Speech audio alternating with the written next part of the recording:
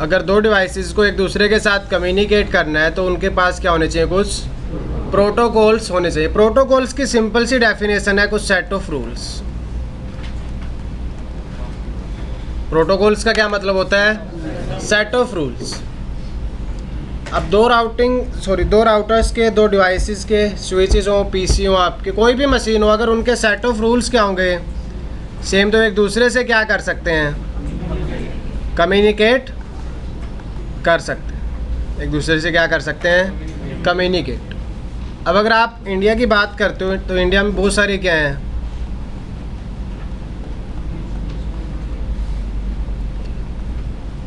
Regional language, क्या बहुत सारी रीजनल लैंग्वेज। आप किसी भी स्टेट में चले जाओ, उनकी लैंग्वेज आपको अलग ही मिलेगी। किसी भी स्टेट में चले जाओ, आप हरियाणा में जाते हो हरियाणवी होती है, पंजाब में पंजाबी होती है, उधर आपके जो साउथ में जाते हो फिर वहाँ भी क्या आपकी अलग अलग लैंग्वेजेस। तो अब रीजनल लैंग्वेज में प्रॉब्लम क्या है कि उस रीजन के लोग सिर्फ उस लैंग्वेज को समझ सकते हैं। अगर आप कभी उस रीजन में विजिट करते हो तो आपको कम्युनिकेट करने में क्या आएगी, प्रॉब्लम। अब दो लोग हैं, एक आपका कौन सी लैंग्वेज में बात कर रहा है और एक किस लैंग्वेज को समझता है सिर्फ, क्या प्रॉब्लम आएगी इन दोनों के बीच, वो एक दूसरे के साथ डेटा एक्सचेंज नहीं कर पाएंगे, एक दूसरे के साथ बात ही नहीं कर सकते, क्योंकि एक जापानीज लैंग्वेज यूज़ कर रहा है, दूसरा क्या यूज़ कर रहा है। प्रॉब्लम क्या है, सेट ऑफ रूल्स अलग अलग है। सेट ऑफ रूल्स क्या है, अलग अलग, मतलब जो चीज़ें वो वैसी की वैसी हैं, लेकिन उनको हम अलग अलग नाम से जानते हैं। ठीक है, हिंदी में कुछ और होगा, जापानीज लैंग्वेज में कुछ और होगा। यही प्रॉब्लम थी मशीन्स के साथ, यही प्रॉब्लम किसके साथ थी, मशीन्स के साथ। बहुत सारी कंपनीज थी जो मशीन्स बनाती थी, तो क्या बनाती थी, मशीन्स। वहाँ पर एक स्टैंडर्ड अप्रोच नहीं थी जिसको वो फॉलो कर सके, इसको क्या कर सके, फॉलो कर सके। अब यहाँ जो प्रॉब्लम है वो आप सॉल्व कर सकते हो अगर दोनों ही लोगों को क्या आती हो।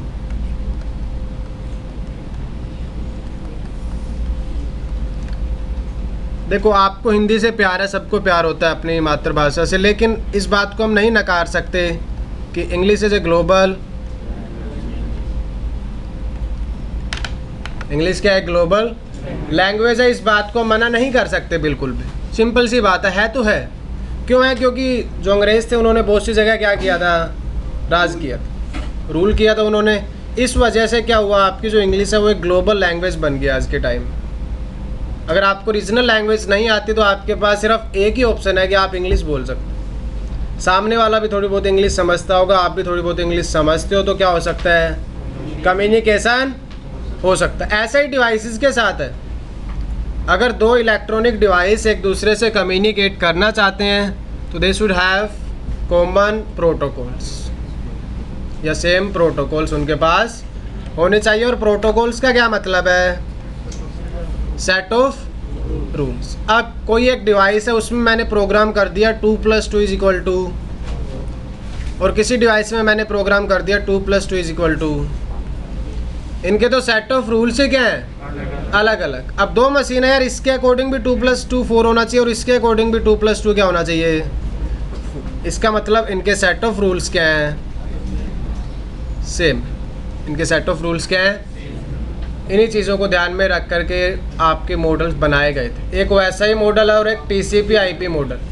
कितने मॉडल है हमारे पास, 2 मॉडल, एक OSI मॉडल एंड एक TCP/IP मॉडल। तो सबसे पहले हम बात करेंगे OSI मॉडल की। Okay, open system interconnection.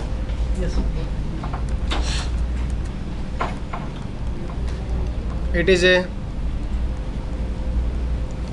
Reference. देखो, वैसे अगर आप रियल डिवाइसेस की बात करते हो तो वो TCP/IP पे काम करते हैं, they are using TCP and IP model. But then why we are discussing about OSI model. हम OSI मॉडल के बारे में फिर बात क्यों कर रहे हैं, बिकॉज ये एक रेफरेंस मॉडल है, इससे आपको आइडिया मिल जाता है डिवाइसेस के बारे में, राइट। वो एक दूसरे से कम्युनिकेट कैसे कर रहे हैं, क्या क्या प्रोसेस फॉलो कर रहे हैं। वही प्रोसेस आपकी किस में है, OSI मॉडल में, और वही किस में होती है, TCP/IP मॉडल। तो एक रेफरेंस मॉडल है,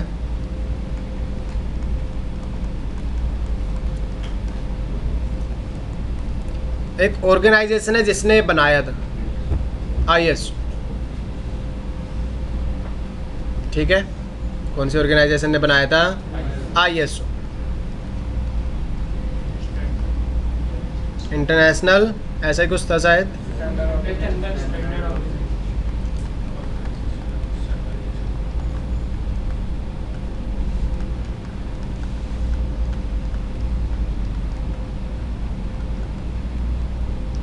स्पेलिंग वगैरह आप देख लेना यार। International Organization for Standardization, ISO। Standardisation का मतलब होता है कि एक स्टैंडर्ड सेट कर देते हैं। अगर दो डिवाइसेस उस स्टैंडर्ड को फॉलो करेंगे तो they can easily communicate with this other. अगर वो स्टैंडर्ड को फॉलो नहीं करते तो एक दूसरे के साथ कम्युनिकेट नहीं कर पाएंगे। जैसे पहले प्रॉब्लम आईफोन के केस में आती थी, आईफोन का ब्लूटूथ सिर्फ आईफोन के साथ कनेक्ट होता था। अगर आपके पास आईफोन है तो आप नॉर्मल मोबाइल फ़ोन के साथ ब्लूटूथ कनेक्ट नहीं कर सकते थे। आज ऐसी प्रॉब्लम नहीं आती, आज के टाइम में ऐसी प्रॉब्लम नहीं आती। अब आप क्या कर सकते हो, ब्लूटूथ दूसरे वेंडर्स के साथ भी कनेक्ट कर सकते हो। हाँ जी, सॉरी, ये कैसे हो गया फिर?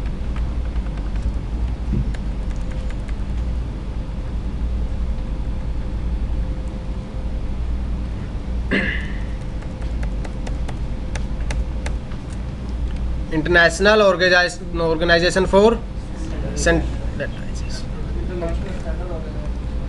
क्या कह रहे हो?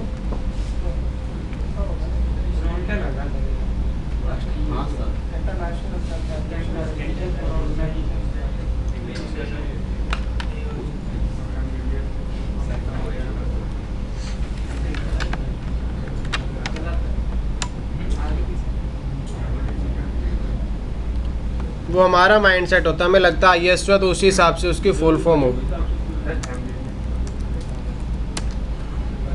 भाई ये लो, मेरे ऊपर विश्वास नहीं है तो गूगल पे तो विश्वास करोगे at least.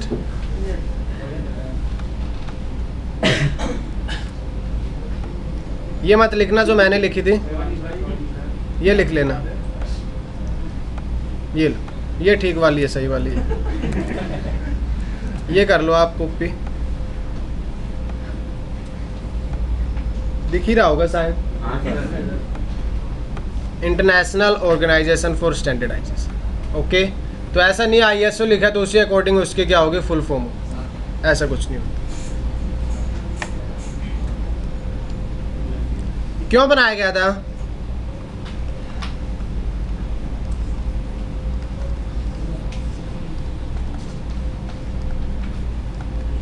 It was designed to develop a standard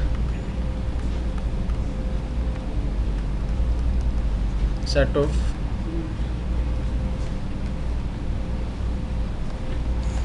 for network devices.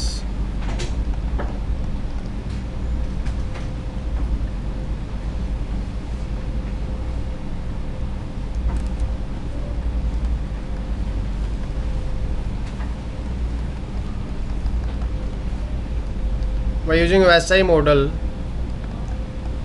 you can troubleshoot a network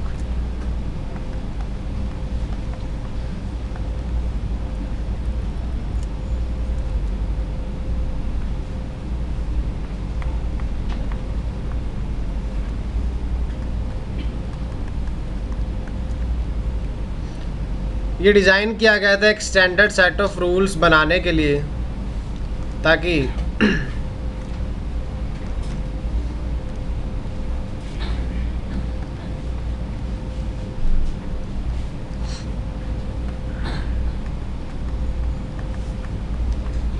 different vendor devices can communicate with each other.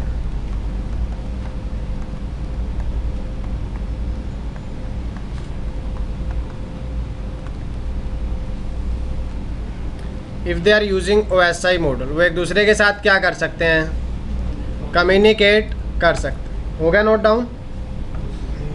वो प्रॉब्लम अब नहीं रहेगी। फॉर एग्जांपल दो डिवाइसेस हैं अलग अलग वेंडर के, ये एप्पल ने बनाया, ये IBM ने बनाया। वेंडर का मतलब होता है जो कंपनीज हार्डवेयर बनाती है या फिर सॉफ्टवेयर बनाती है। Vendor means companies. एप्पल का जो डिवाइस है वो किसके साथ कम्युनिकेट नहीं कर सकता? IBM के साथ, क्योंकि वो किसी स्टैंडर्ड अप्रोच को फॉलो नहीं कर रहे थे। उनके एप्पल के अपने रूल्स थे और IBM के डिवाइस के अपने क्या थे? रूल्स थे। वो एक दूसरे के साथ कम्युनिकेट नहीं कर पाते थे। अब अगर वो SI मॉडल को क्या करेंगे? फॉलो करेंगे, तो SI के अकॉर्डिंग इसके सेट ऑफ रूल्स भी क्या रहेंगे और इसके सेट ऑफ रूल्स भी क्या रहेंगे?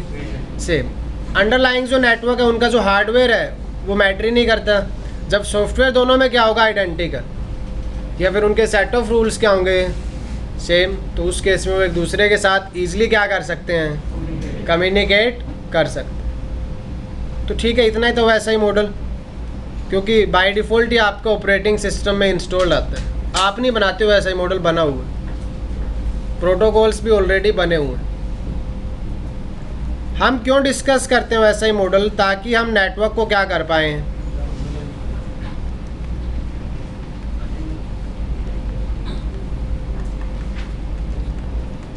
Trouble shoot.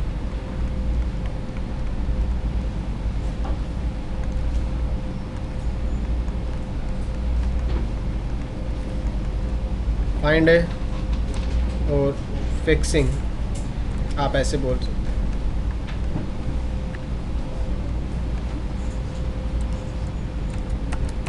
और फिक्स है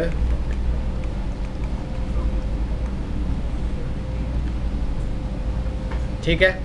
ट्रबल शूटिंग का मतलब होता है नेटवर्क में अगर क्या आता है कुछ ट्रबल, तो आपको क्या करना है? उसको और नेटवर्क को फिर कौन से स्टेट में लेकर के आना है? ऑपरेशनल स्टेट में। तो ट्रबल शूटिंग के लिए जो सबसे इम्पोर्टेंट चीज़ है वो ये है कि you should know how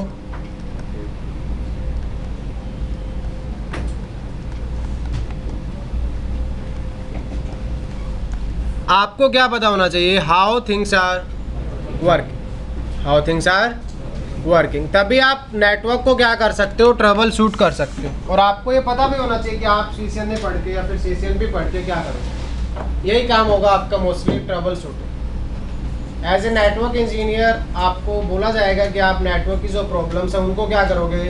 trouble shoot. उधर मुँह मत रखो यार, इधर कर लो इसको, चेयर कंफर्टेबल होके बैठो। उधर क्या है? आप भी इधर कर लो चेयर को थोड़ा सामने की तरफ, ठीक है।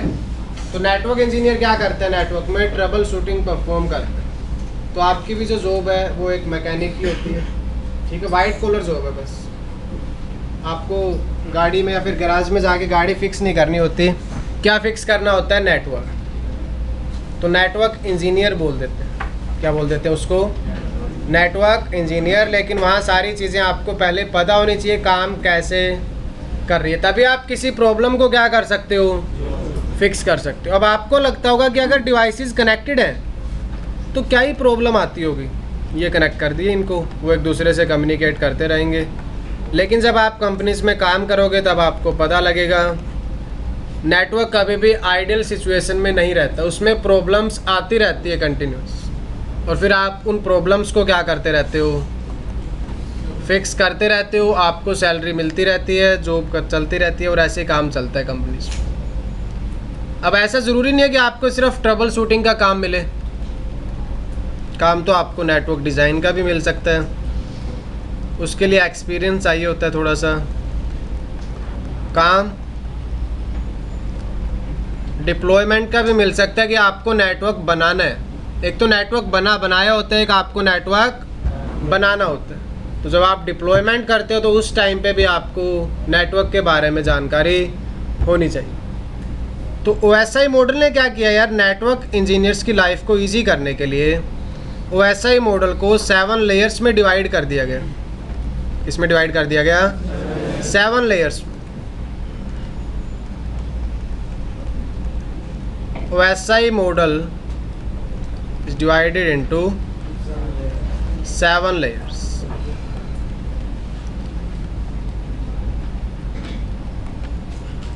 कितनी लेयर्स में डिवाइड किया गया इसको? 7। आप में से बताएगा कोई 7 लेयर्स? बताइए। फिजिकल लेयर, ठीक है जी, data link layer, application layer, network layer,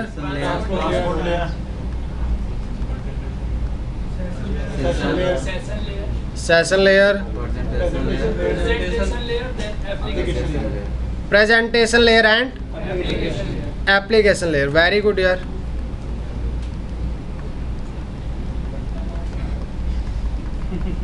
क्या कह रहे हो? वैसे सर ये जस्ट फ्लिप उल्टा होता है, पहले एप्लीकेशन लेयर से स्टार्ट होता है, कैसे भी कर लो। ऐसे नहीं होता है कि कैसे भी कर लो। अब 7 लेयर्स होती हैं आपके पास टोटल। कितनी लेयर्स हैं? 7 लेयर्स। अगर आप अकॉर्डिंग टू OSI मॉडल देखते हो तो ये आपकी फर्स्ट लेयर होगी, ये सेकंड होगी, ये थर्ड होगी, ये फोर्थ होगी, ये फिफ्थ, और ये कौन सी लेयर होगी? 7th layer. 7th layer is your application layer. But हम ऐसे डिस्कस नहीं करेंगे, आप दोनों ही बातें सुन सकते हो अभी, आप अपने अकॉर्डिंग फिर डिसाइड कर लेना कौन सा बेस्ट है। According to OSI model first layer is physical layer and 7th layer is the application layer. लेकिन अगर आप बात करते हो किस चीज़ की? Data transmission. डेटा ट्रांसमिशन में क्या होगा यार? 2 parties are always involved in data transmission का मतलब होता है data sending end data receiving. Transmission का क्या मतलब होता है? आप डेटा सेंड भी करते हो, आप डेटा, तो जो डेटा ट्रांसमिशन है ना, उसमें 2 पार्टीज इन्वॉल्व रहती है ऑलवेज, एक सेंडर और एक रिसीवर।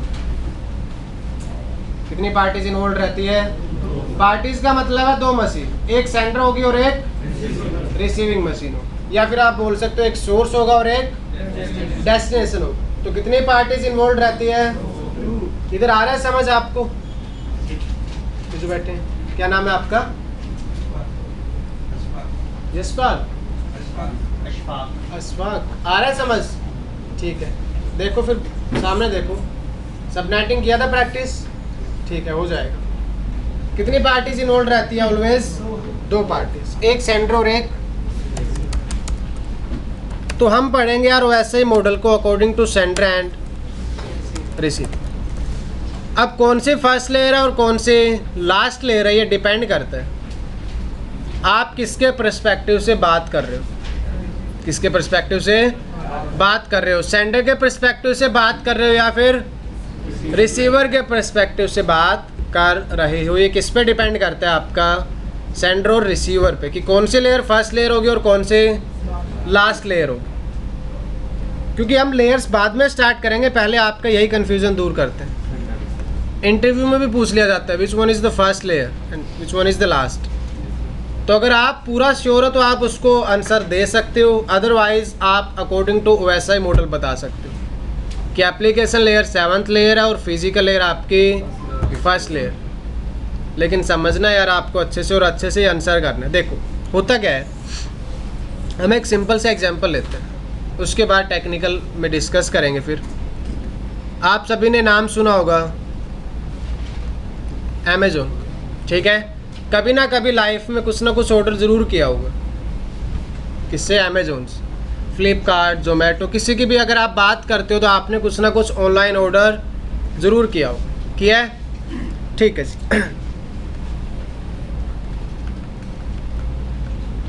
ये इधर अमेज़ॉन है और इधर क्या है? कस्टमर। अमेज़ॉन और फ्लिपकार्ट आपस में क्या करेंगे? बैठ के, ठीक है, एक साइड कस्टमर और एक साइड आपका Amazon. For example you have ordered something. For example क्या ऑर्डर किया आपने? मान लो मोबाइल फ़ोन, ठीक है? मुझे तो स्पेलिंग भी नहीं आती आईफोन। क्या कह रहे हो? प्रो मैक्स, जो भी है, मतलब वट एवर। आप अमेज़ोन के लिए सबसे पहला स्टेप क्या होगा यार, आपने ऑर्डर प्लेस कर दिया, वो क्या करेंगे,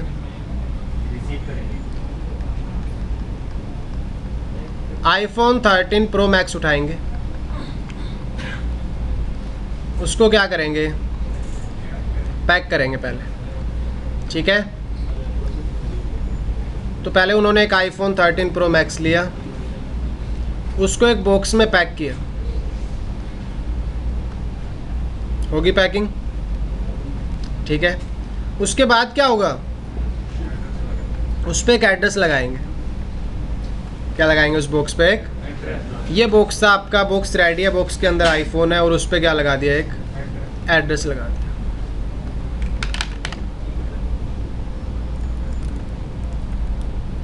ठीक है, अब ये एड्रेस लगा दिया कुछ, नेटवर्क बुल्स अब विशाल मेगा मार्ट, 2nd फ्लोर, ठीक है। उसके बाद क्या करेंगे, using any sort of like media, जो भी वो यूज़ कर रहे हैं उसकी हेल्प से क्या करेंगे, उसको डिलीवर करने की कोशिश करेंगे।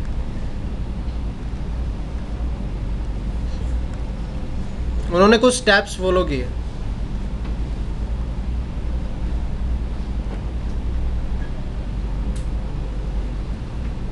ठीक है। ड्राइंग पे ज़्यादा फोकस नहीं करना आपको, इसमें इन्होंने पैकेज रखा और डिलीवर कर दिया। ये आपका यहाँ बॉक्स रखा है जिसमें आपका डेटा है, ठीक है। ये डेटा आया आपके पास। कस्टमर के लिए सबसे पहला स्टेप क्या होगा, क्या उसको डायरेक्ट आईफोन मिल जाएगा, पहले वो अपने घर में गेट से बाहर आएगा, यहाँ पर आकर के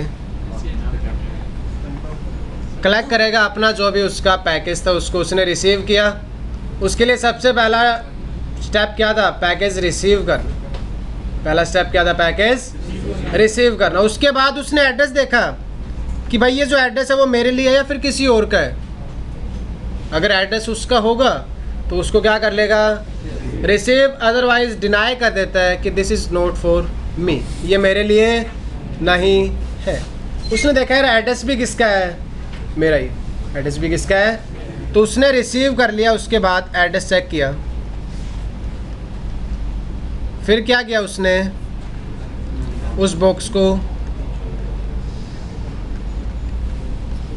अनबॉक्सिंग किया, अनबॉक्सिंग की उसकी, ये बॉक्स था उसको अनबॉक्स किया उसने। उसके बाद उसको क्या मिला, एक और बॉक्स, उसके अंदर क्या था। तो अगर बात करें हम तो एक्चुअल डेटा सिर्फ आईफोन था। एक्चुअल डेटा क्या था, सिर्फ यहाँ पे ये रिसीवर सिर्फ क्या रिसीव करना चाहता था, एक्चुअल डेटा रिसीव क्या करना चाहते थे, सिर्फ एक्चुअल डेटा। लेकिन एक्चुअल डेटा डायरेक्ट नहीं आ सकता कभी भी, उसके साथ एक्स्ट्रा इन्फॉर्मेशन ऑलवेज क्या होगी, एडिड होगी। समझ रहे हो आप, डायरेक्ट वो आपको आपका डेटा नहीं दे सकते। वो पहले डेटा बॉक्स में होगा, उसको फिर हम दोबारा से पैक करेंगे, उस पर एक एड्रेस लगेगा, फिर आप डेटा को क्या करते हो, डिलीवर करते हो। तो भाई जो आपका एक्चुअल डेटा था वो तो आईफोन था, लेकिन उसके साथ हमने ये एक्स्ट्रा इन्फॉर्मेशन क्या की थी, ये एक्स्ट्रा इन्फॉर्मेशन ऐड किए बगैर आप डेटा फॉरवर्ड नहीं कर सकते। एक्स्ट्रा इन्फॉर्मेशन ऐड किए बगैर आप डेटा फॉरवर्ड नहीं कर सकते। ऐसा ही वैसा ही मॉड्यूल के साथ है, कौन सी लेयर फर्स्ट होगी कौन सी लेयर लास्ट होगी किस पे डिपेंड करता है, सेंडर एंड रिसीवर, कि आप कौन सी साइड से बात कर रहे हैं, कौन सी साइड से। क्या पता जिस मशीन के लिए जो पहला स्टेप है वो स्टेप आपके लिए लास्ट हो। अमेजोन के लिए पहला स्टेप ही आपका वो बॉक्स था जिसमें आपका मोबाइल फ़ोन था। उन्होंने पहले मोबाइल फ़ोन उठाया था, फिर किस में रखा था उसको। ऐसा तो नहीं कि पहले बॉक्स था उसके अंदर आईफोन पहले से था उनके पास, नहीं, आईफोन उठाया, बॉक्स में रखा, बंद किया, उसको फिर पैक किया, उस पर फिर एड्रेस लगाया, उसके बाद क्या किया, उसको डिलीवर किया। जब आपके पास आया, आपने बॉक्स देखा, बॉक्स हटाया, उसके अंदर आपको क्या मिला, डेटा। तो भाई सेंडर के पास तो फर्स्ट एंड पे क्या था, डेटा था, आपके पास बिल्कुल लास्ट में क्या आ रहा है, डेटा। तो स्टेप्स का क्या है, थोड़ा सा डिफरेंट है। सेंडर और रिसीवर, कितनी पार्टीज इन्वॉल्व रहेगी, ऑलवेज 2 पार्टीज, एक सेंडर रहेगा और एक देखो नंबर ऑफ रिसीवर्स चेंज हो सकते हैं, कनेक्ट कर पाओगे ना। सेंडर और रिसीवर के केस में क्या है, नंबर ऑफ रिसीवर्स चेंज हो सकते हैं। नंबर ऑफ रिसीवर एक भी हो सकता है, एक से ज़्यादा भी हो सकते हैं, और नंबर ऑफ रिसीवर्स सारे भी हो सकते हैं। वो तो किस पे डिपेंड करता है, यूनिकास्ट, मल्टीकास्ट और, लेकिन वैसा ही मॉडल के जो रूल्स है वो चेंज नहीं होंगे, वो एज इट इज़ रहेंगे। क्या रहेंगे? As it is. जब नंबर ऑफ रिसीवर्स ज़्यादा होंगे तो मल्टीकास्ट एड्रेस होगा, सारे होंगे तो क्या होगा फिर? Broadcast address. ये समझ में आया इतना? तो अब आप बोल सकते हो कि डिपेंड करता है सेंडर और रिसीवर पे कि कौन सी लेयर फर्स्ट होगी और कौन सी लास्ट होगी। तो इन वैसा मॉडल वी हैव 7। रिपीट करेंगे एक बार। सबसे पहले कौन सी लेयर है? फिर ट्रांसपोर्ट। ब्रेकफास्ट नहीं मिला क्या पीजी में? नहीं मिला, वेरी गुड। उसके बाद फिर and then application layer. So total आपके पास 7 लेयर्स हैं। अब आप सोच रहे हो कि क्या हमें सीक्वेंस में याद करनी पड़ेगी? हाँ जी, सीक्वेंस में याद करनी पड़ेगी। ऐसा आप रैंडमली नहीं बोल सकते, कहीं भी ट्रांसपोर्ट लेयर बोल दिया, कहीं भी सेशन लेयर बोल दिया। सीक्वेंस रहता है मशीन के अंदर भी। मशीन के अंदर भी क्या रहता है? सीक्वेंस रहता है। तो आपको सीक्वेंस में ही याद करनी पड़ेंगी लेयर्स।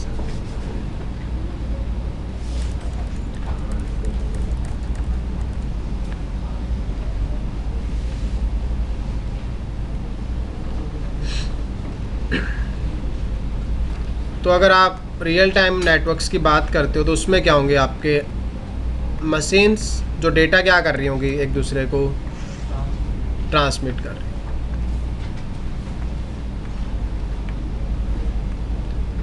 इसका मतलब आईएसपी नहीं है, इसका मतलब ये है कि बीच में यार नेटवर्क है जिसमें राउटर्स हैं, स्विचेस हैं, वो कनेक्टेड है।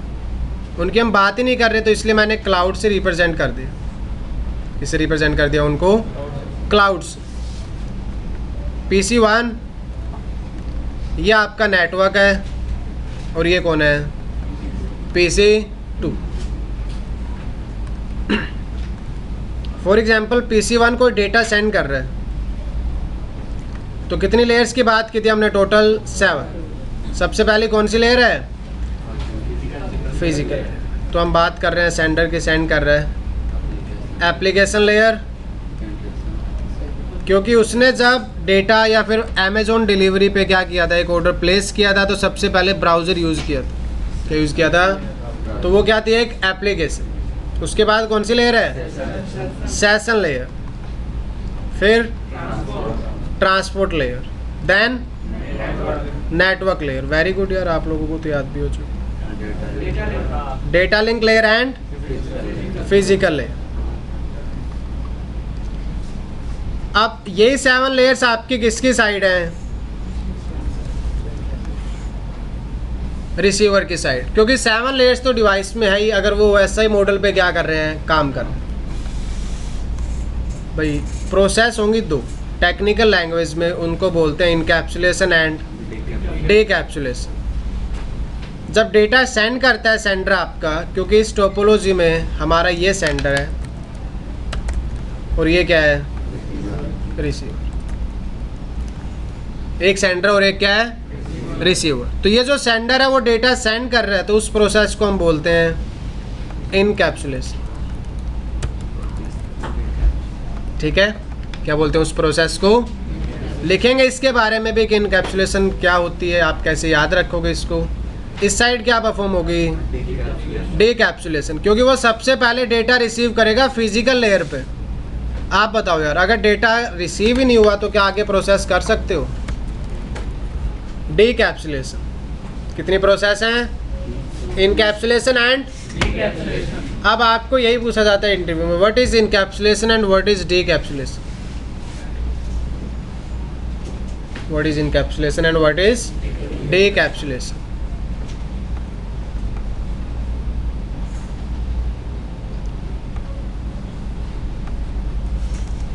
Process, the sender is adding extra information with the actual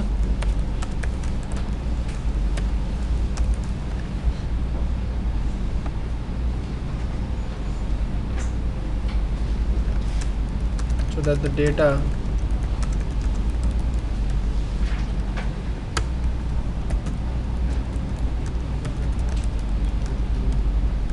from sender to receiver. The process when the sender is adding extra information with the actual data. Actual data के साथ extra information add करनी पड़ेगी. Otherwise you won't be able to transmit data from point A to point. This process is called encapsulation. भाई आपने box उठाया, उसमें mobile phone था, उसके साथ बॉक्स ऐड किया, फिर उसके साथ एड्रेसिंग ऐड की, तो जो आप ऐड कर रहे थे वो एक्स्ट्रा इन्फॉर्मेशन थी. That process is called encapsulation. क्या बोलते हैं उस प्रोसेस को? इनकैप्सुलेशन बोलते हैं. And at the receiver side क्या परफॉर्म होगी? डीकैप्सुलेशन. क्या परफॉर्म करेंगे हम? Decapsulation. Now what is डीकैप्सुलेशन?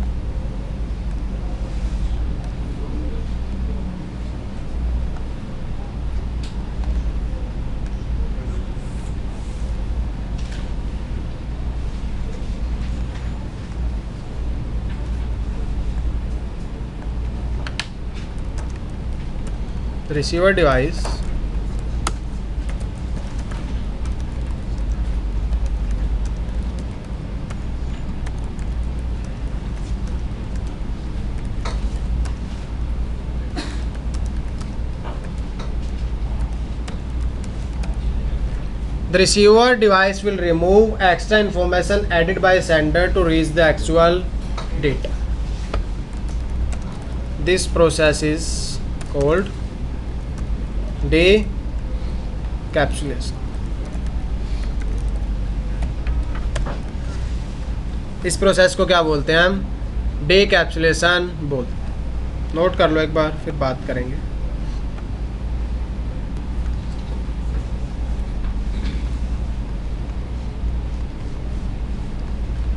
It provides an interface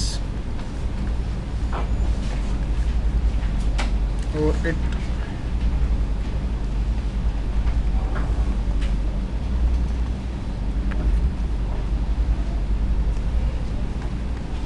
so that applications can access network resources.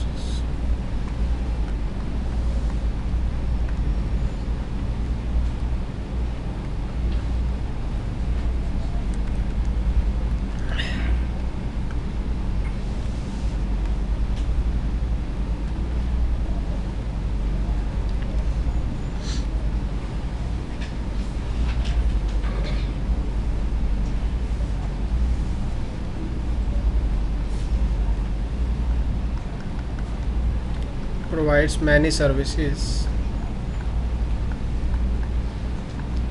और आप बोल सकते हो प्रोटोकॉल्स लाइक, नाम सुना आप लोगों ने? HTTP, HTTPS, DNS, TFTP. अगर नहीं भी सुना तो कोई बात नहीं, हम बात कर लेंगे. SSH, SMTP etcetera. ये आपको सर्विसेज प्रोवाइड करती है, प्रोटोकॉल्स प्रोवाइड करती है. Like HTTP, HTTPS, DNS, TFTP, Telnet, SSH, SMTP etcetera.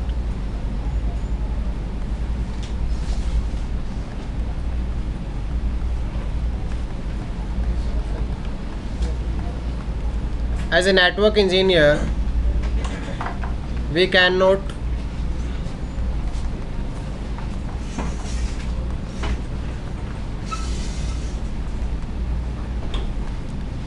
हम कौन सी लेयर को फिक्स नहीं कर सकते? Application layer. बोलते हैं ना नो यूर लिमिटेशंस. तो ये लिमिटेशंस है. एज ए नेटवर्क इंजीनियर आप एप्लीकेशन लेयर को ट्रबल शूट या फिर उसकी प्रॉब्लम्स को फिक्स नहीं कर सकते.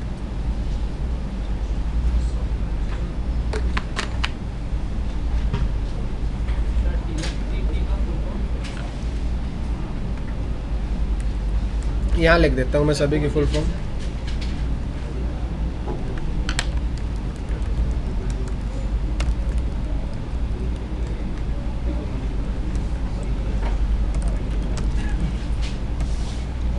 TFTP की फुल फॉर्म होती है यार, HTTP hyper text terminal, HTTPS transmission sir गलत है, टर्मिनल और क्या होता है? Transmission hyper text transfer sir SSH का मतलब HTTP सिक्योर हो जाएगा, HTTPS, उसके बाद SSH है आपका secure shell, domain name system मतलब DNS, या फिर आप डोमेन नेम सर्वर भी बोल सकते हैं, SMTP।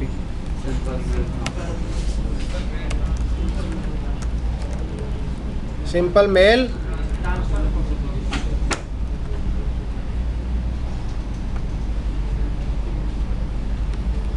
टेलनेट की कोई फुल फॉर्म नहीं होती है।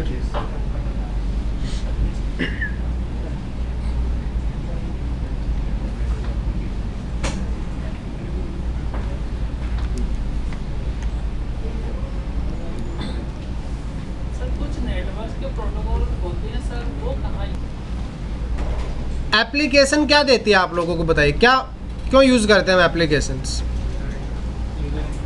क्या देती है वो? सिर्फ एक यूज़र इंटरफेस। क्या देती है? User interface. और उस यूज़र इंटरफेस में बाय डिफ़ॉल्ट क्या होते हैं? कुछ प्री डिफाइंड रूल्स, फंक्शंस, या फिर आप बोल सकते हैं उसमें और साथ में क्या होते हैं? प्रोटोकॉल्स। इसलिए एप्लीकेशन डिज़ाइन की जाती है। फेसबुक अब एंड यूज़र को थोड़ी पता होता है HTTP HTTPS जैसा भी कुछ होता है, एंड यूज़र को नहीं पता, तो उसके लिए हमने क्या बना दिया? एक एप्लीकेशन। एंड यूज़र को क्या दिख रही होती है? सिर्फ एप्लीकेशन दिख रही होती है, ब्राउज़र, क्योंकि जो डेटा आ रहा होगा मशीन में वो डेटा रिप्रेजेंट करने के लिए आपको एक एप्लीकेशन तो चाहिए। तो एक आपके पास एप्लीकेशन है और ये आपके पास नेटवर्क है। नेटवर्क मतलब network resources, router, switch, cable, IP addressing, transport layer, सब कुछ है आपके पास। और ये कौन सी एप्लीकेशन है आपकी? For example browser. कौन सी एप्लीकेशन है? अब ब्राउज़र एप्लीकेशन को ये नहीं पता कि इन रिसोर्सेज को कैसे यूटिलाइज़ करना है, या फिर अपना जो डेटा है वो इन नेटवर्क रिसोर्सेज की हेल्प से कैसे फॉरवर्ड करना है। तो यहाँ बीच में कौन सी लेयर आती है? आप एप्लीकेशन को ये एप्लीकेशन लेयर मत समझना यार प्लीज़। यहाँ कौन सी लेयर होती है आपकी? एप्लीकेशन लेयर, जो कि हेल्प करती है एप्लीकेशन की ताकि वो इस नेटवर्क को क्या कर पाए, या फिर इस नेटवर्क को क्या कर पाए? यूज़ कर पाए। इस नेटवर्क को क्या कर पाए? यूज़ कर। ठीक है, तो इस नेटवर्क को यूज़ करने के लिए एप्लीकेशन की कौन हेल्प कर रही होगी? एप्लीकेशन। आप कहते हो हमें एक फ़ाइल सेंड करनी है, एप्लीकेशन लेयर कहती है मोस्ट वेलकम है आपका, आप कौन सा प्रोटोकॉल यूज़ कर सकते हो? FTP। अगर आपको एक फ़ाइल ट्रांसफ़र करनी है तो कौन सा प्रोटोकॉल यूज़ कर सकते हो?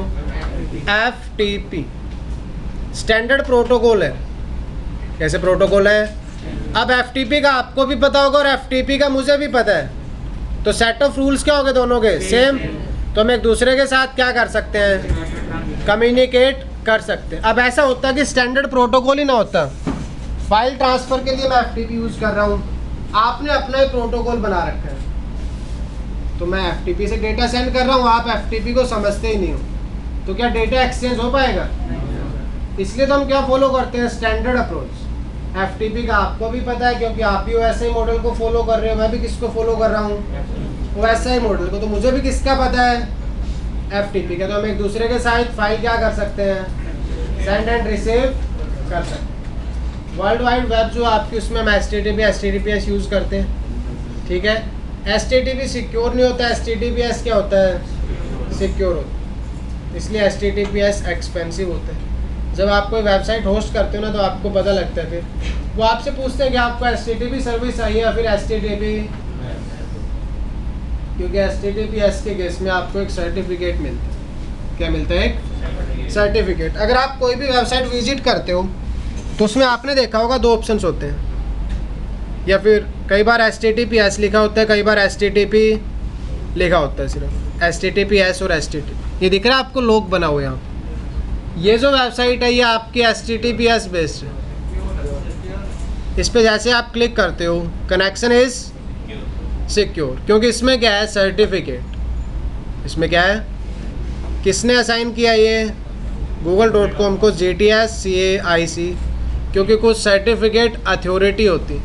क्या होती है? कुछ सर्टिफिकेट अथॉरिटी। ड्राइविंग लाइसेंस है आप सबके पास, घर पे नहीं बना सकते आप, उसके लिए कुछ अथॉरिटीज़ होती हैं, किसी के पास पावर होती है जो आपको सर्टिफिकेट क्या करती है? इशू करती है कि हाँ आपके पास ये ड्राइविंग लाइसेंस और ये वैलिड है।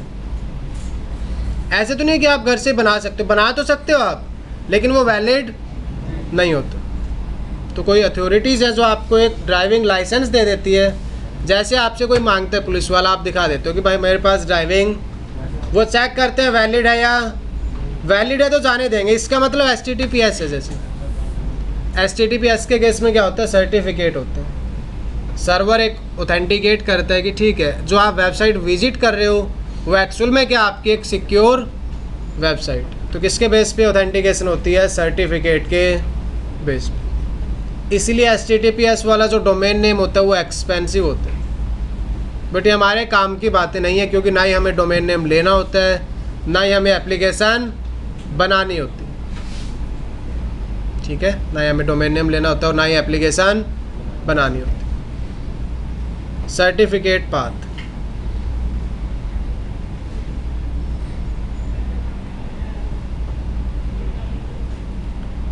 proves your identity to a remote, ensure software came from a software publisher, allows data on disk to be encrypted। ये इसके क्या है? साथ में IP addresses. ensure the identity of a remote। तो सर्टिफिकेट से आप क्या करते हो? मेक श्योर करते हो कि जो वेबसाइट आप विजिट कर रहे हो वो सिक्योर है। वो क्या है? सिक्योर। अब ये बाय डिफ़ॉल्ट क्या होता है? इसमें कॉन्फ़िगर्ड होता है। ठीक है, HTTPS होगा या फिर HTTP हो। उसके अलावा क्या था आपके पास? DNS। कौन सी सर्विस थी? DNS। डोमेन नेम सिस्टम या डोमेन नेम? कोई आइडिया आपको डोमेन नेम सर्वर के बारे में? आप डोमेन नेम सर्वर को अपनी कॉन्टैक्ट लिस्ट से क्या कर सकते हो? कंपेयर कर सकते हो। डोमेन नेम सर्वर को किससे कंपेयर कर सकते हो? अपने मोबाइल फ़ोन में कॉन्टैक्ट लिस्ट से। अब आपने क्या किया? अपने मोबाइल फ़ोन में एक नंबर सेव कर रखा है। कर रखा है आपने किसी ने? ठीक है जी, दिल बना रखा है आपने, हार्ट। अब आप इस पर क्लिक करते हो, क्या करते हो फिर? आपको क्या लग रहा है कि ऐसा कुछ होता है सच में? आपने ऐसे नेम सेव कर लिया।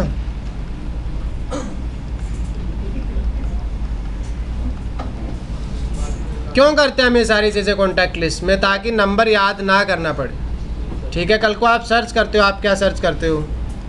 पापा। उसमें क्या होता है? एक तो नंबर या जो आप कॉल करते हो वो उस नंबर पे लग रही होती है, ना कि उसके नाम पे।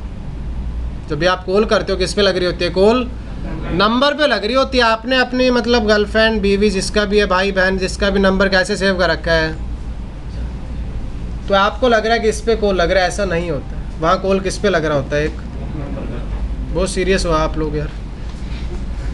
ठीक है, मतलब नहीं है तो कोई बात नहीं, आशा तो रखो एक दिल में कि हाँ ठीक है, कभी ना कभी तो हम भी सेव करेंगे। अभी तक अगर ऐसा कॉन्टैक्ट नंबर नहीं है तो आ जाएगा इन फ्यूचर। चलो, समझ गया मैं आपके हालात। ऐसे मान लो आपने सेव कर रखा नंबर भाई बॉस, उसमें क्या है? Contact number. जैसे यहाँ क्या होता है आपका? आप क्या टाइप करते हो ब्राउज़र में? www.google.com।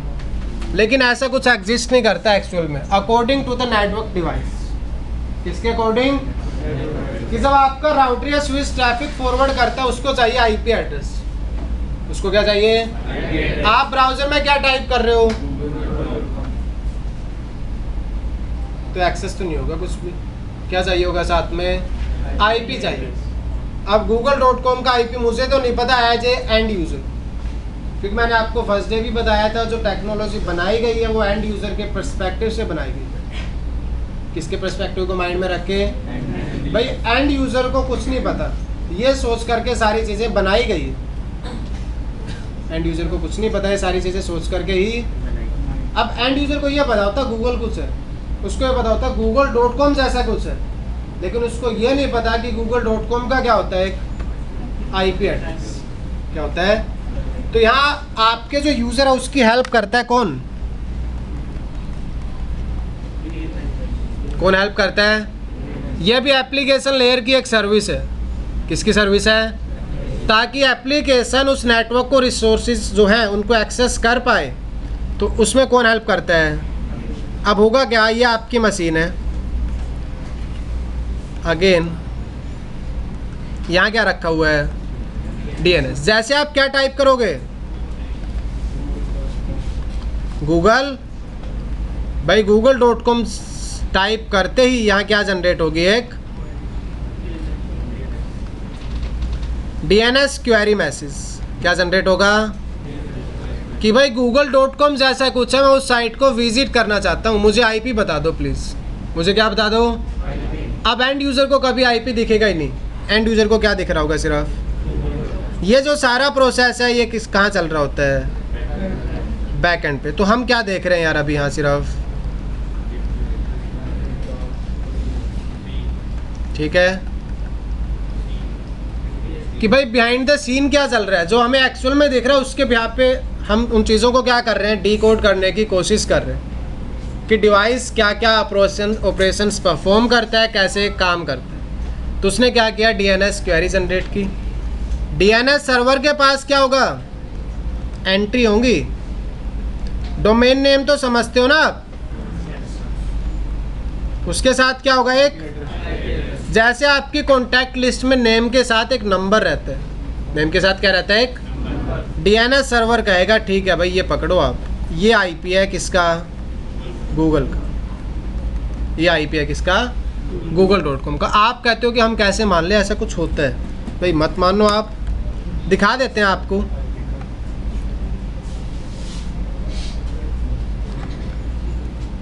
देखो मैंने पिंग किया किसको? www.google.com। किसको पिंग किया?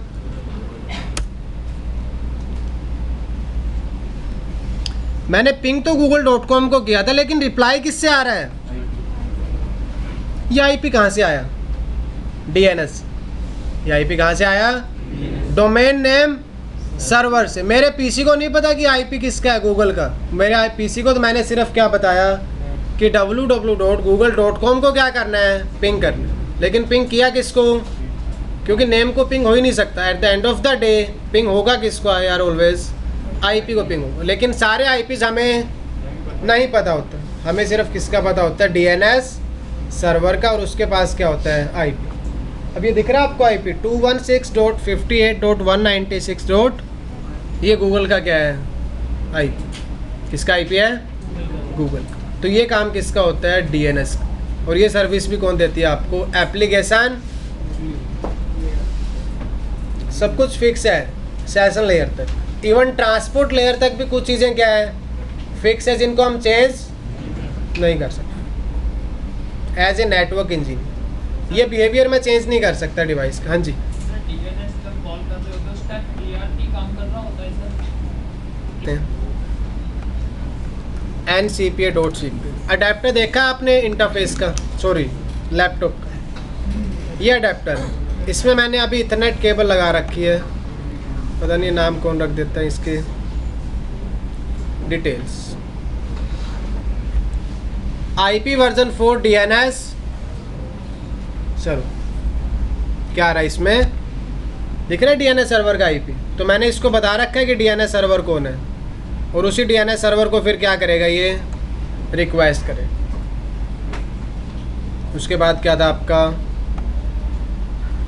HTTP के बाद है सिक्योर सेल SSH, और एक क्या था, है आपको कोई आइडिया SSH और टेलनेट के बारे में? सर टेलनेट के केस में जब सिस्टम को रिमोटली एक्सेस करना हो उस टाइम टेलनेट सर्विस यूज करते हैं सर, जैसे RMI करते हैं, रिमोट मेथड इनोवेशन, बट दोनों में डिफरेंस है। ये दो प्रोटोकॉल्स हैं जो हम किसके लिए एक्सेस करते हैं, रिमोट एक्सेस के लिए। भाई इंडिया में एक कंपनी थी, जिस कंपनी में आप काम करते हो, उसके जो क्लाइंट हैं वो USA में बैठे हैं।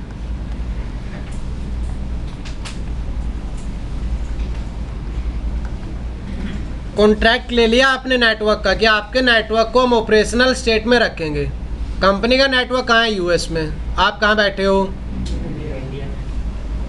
अब कल को कोई प्रॉब्लम आती है क्या मैं नेटवर्क इंजीनियर US भेज रहा हूँ, नहीं, ऐसा नहीं करते। नेटवर्क इंजीनियर को US नहीं भेजें, आप इंडिया में बैठे बैठे उनके नेटवर्क को क्या कर सकते हो, फिक्स कर सकते हो जो भी प्रॉब्लम आ रही है।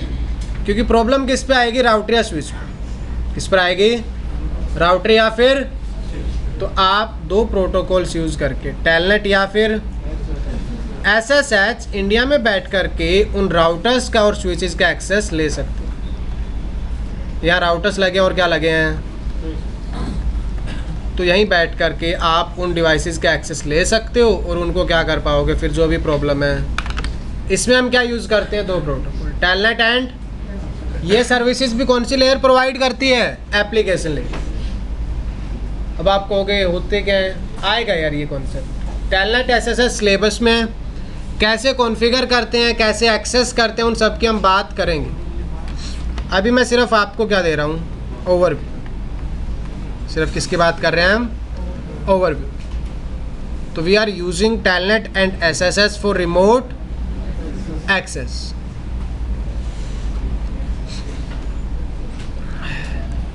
तो ये जो बुक्स है ना, आपका राउटर बोल सकते हो आप, या फिर क्या बोल सकते हो इसको, स्विच बोल सकते हो। इसको मैं दो तरीके से एक्सेस कर सकता हूँ, या तो कंसोल केबल से, जो कौन सा एक्सेस होता है, आपको वहाँ डिवाइस के पास प्रेजेंट होना ज़रूरी है, या फिर आप क्या ले सकते हो इसका, रिमोट एक्सेस। रिमोट एक्सेस में आप क्या यूज़ करोगे, आपकी मर्जी होगी कि आपको टेलनेट यूज़ करना है या फिर SSH। दोनों प्रोटोकॉल्स डिस्कस करेंगे, उनकी वर्किंग डिस्कस करेंगे, कॉन्फ़िगरेशन डिस्कस करेंगे, और फिर देखेंगे कौन सा बेस्ट है। ठीक है, यहाँ तक आ रहा है समझ। ये सारी फंक्शनैलिटी कौन सी लेयर की है, एप्लीकेशन। और एज ए नेटवर्क इंजीनियर आप इसमें प्रॉब्लम्स को फिक्स नहीं कर सकते, क्योंकि सॉफ्टवेयर लेयर से है। कौन सी लेयर से है, सॉफ्टवेयर लेयर्स। डेवलपर्स, सॉफ्टवेयर की जो टीम होती है, जो डेवलपर्स होते हैं, अगर कुछ इश्यू आता है तो आप, हाँ, उन्हीं को इन्फॉर्म करना पड़ेगा। और अगर मैं टू बी ऑनेस्ट आपको बताऊं तो एज ए नेटवर्क इंजीनियर आप सिर्फ क्या कॉन्फ़िगर कर सकते हो, हार्डवेयर पहले से बना है, सॉफ्टवेयर पहले से बना हुआ है। हार्डवेयर वो कैसे सॉफ्टवेयर को यूज़ कर रहा होगा, फिर सॉफ्टवेयर कैसे काम करता है, ये भी पहले से क्या है, प्री डिफाइंड। तो एज ए नेटवर्क इंजीनियर हमें तो सिर्फ उन रिसोर्सेज को यूज़ करना होता है, कौन सी स्टेट में लेकर के आना होता है, ऑपरेशनल स्टेट में।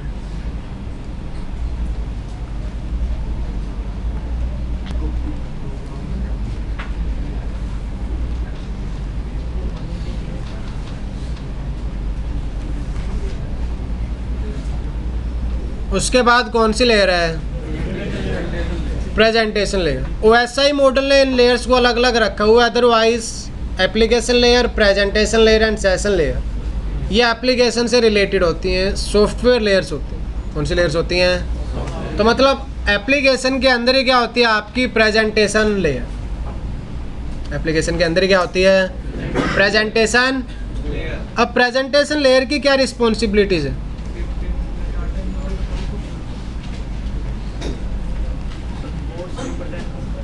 this layer is working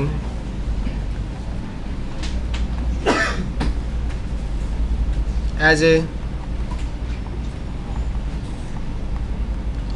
सबसे पहले तो एज ए क्या करती है, ट्रांसलेटर वर्क कर रही होती है। ट्रांसलेटर कैसे वर्क करती है, ये आपने क्या किया, ये ब्राउज़र ओपन किया, उसमें टाइप किया www. ये ह्यूमन रीडेबल फॉर्मेट था। कौन सा फॉर्मेट था ये? मशीन इस फॉर्मेट को नहीं समझती।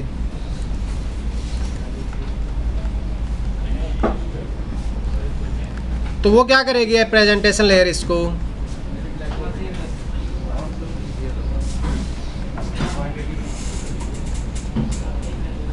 इस तरीके से, मतलब कौन से फॉर्मेट में चेंज कर देती है? Machine readable format.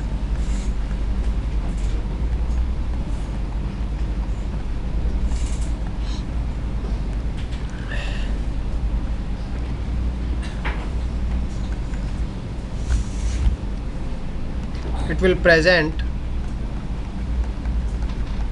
data to, ये किसको डेटा प्रेजेंट करेगी? Application layer. इसलिए तो नाम क्या रखा गया इसका? Presentation layer.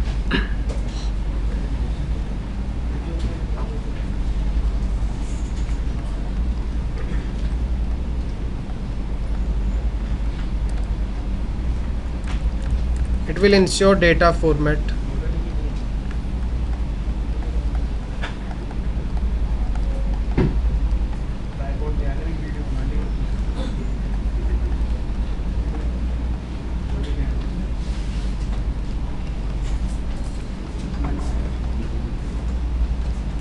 Unchanged. Data format भी क्या रहना चाहिए? अनचेंज्ड। आप बातें simplex, half duplex, full duplex किस में उड़ा था आपने? Modes of communication. But session layer आपकी डिसाइड करती है डायलॉग कंट्रोल। इनको क्या बोलते हैं हम? डायलॉग कंट्रोल भी बोलते हैं। कि जो सेशन बनेगा वो सेशन सिंप्लेक्स होगा, हाफ डुप्लेक्स होगा या फिर फुल डुप्लेक्स होगा। जैसे हमारा अभी सेशन बना हुआ है हाफ डुप्लेक्स है, या तो आप डेटा डिलीवर कर सकते हो या मैं कर सकता हूँ। सिंप्लेक्स नहीं बोल सकते, वन वे नहीं है, टू वे है। लेकिन है कैसा सेशन? Half duplex. या तो आप बोल रहे होंगे कुछ, या फिर मैं डेटा क्या कर रहा हूँ डिलीट। ऐसे ही एप्लीकेशंस के केस में होते हैं। अगर आप व्हाट्सअप कर रहे हो किसी को मैसेज, तो उसमें फुल डुप्लेक्स सेशन बना हुआ। कैसा सेशन है? Full duplex. मतलब आप मैसेज सेंड भी कर पा रहे हो, आपको मैसेज, तो उस केस में भी एक सेशन बना हुआ है। उसका डायलॉग कंट्रोल कैसा है? Full duplex. डायलॉग कंट्रोल कैसा है? Full duplex. ऐसा भी सेशन बन सकता है जिसमें हाफ डुप्लेक्स हो, और सेशन तो ऐसा भी हो सकता है जिसमें सिंप्लेक्स हो। नेटफ्लिक्स, हॉटस्टार, अमेजोन प्राइम, उस केस में सिंप्लेक्स सेशन बना होता है। कौन सा सेशन बना होता है? सिंप्लेक्स सेशन बना होता है एप्लीकेशंस का। एक सर्वर रखा होता है, आपका PC as a client act कर रहा होता है, तो उस केस में सेशन कैसा बना हुआ है? सिंप्लेक्स। मतलब डेटा सिर्फ एक ही डायरेक्शन में फ्लो कर रहा होता है। सेशन बनेगा पहले, तभी किससे डेटा आ रहा होता है? आपका ओटीटी प्लेटफॉर्म से, जैसे नेटफ्लिक्स। तो सेशन कैसा होगा?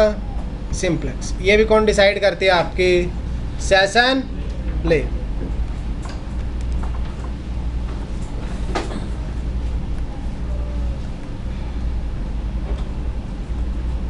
सर सेशन एक्चुअली में क्या है? मतलब connection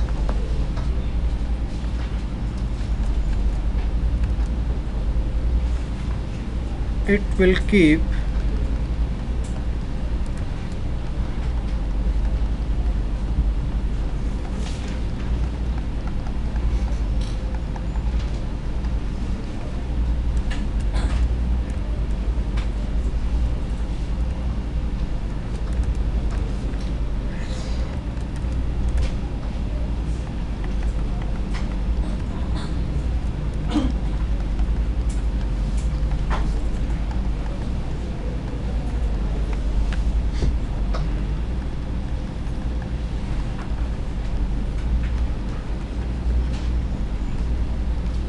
it will keep data of different applications separately.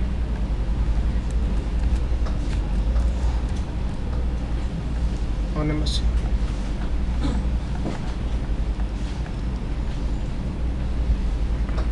Saint